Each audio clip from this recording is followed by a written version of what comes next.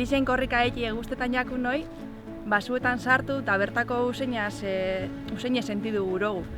Azken finien, herrien instalazio goki batzuk eskatzen dugu zen moduen, baso osasuntzu batzuk gure dugu, bertatik kirolaz disfrutetako.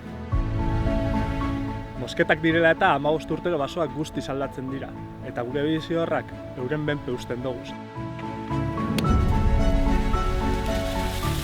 Ez dugu bukatu nahi, ez da eukalipto artean ibiltzen, ez da euren benpen egoten.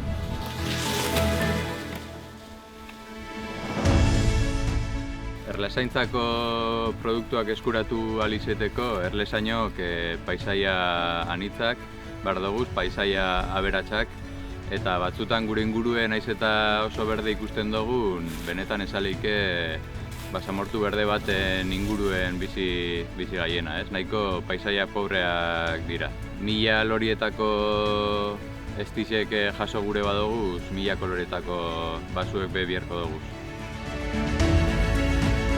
Panarran, bertako basuen alde gauz. Bertako egurren biharra ikusten dugu Panarran gure labian erreteko.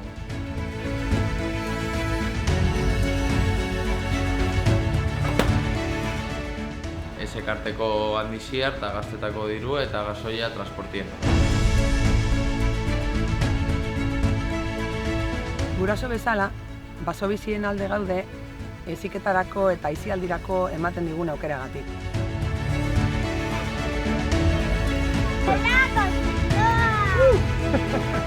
Beste alde batetik, zer etorkizun utzi nahi diegu gure aurrei.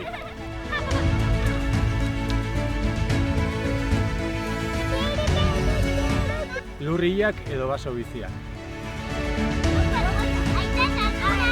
Gu garbi daukagu, baso biziak. Hemen nahiztari jok, baso biziaren alde gauzela, batez be oiogortari jok, oiogorrak handeuki beruen bizilekue, eurek janarizia topeten dabe, eta hori, eukalituek azken baten dakar zikutie eta da han ez dago janaririk. Bertako arbolie eta baso bizizi bidul. Geure inguruen dan eukalitu josten modugu basue, azken baten dana zikutie, eta azken baten txoriek janerik ez dugu eta han oiogoro barik gatu dira.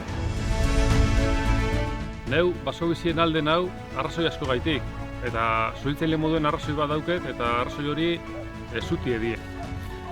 Badakigu indala 30 urte inguru hemen menbai inguruan eta zerra errezan, pinu landaketak egon ziren bat abestinatzien eta dana errezan, gero guztion diruakin hori dana konpondu behar. Orain eukaliptoarekin gauza berdina egiten gabiz, eta akatza handiagoa da. Eukaliptoaren zutiek asko bortitza badie, orduen ez gaite esan berriro be, akatz berdinen sartu eta 1000 koloretako basoak behar ditugu horretarako ere.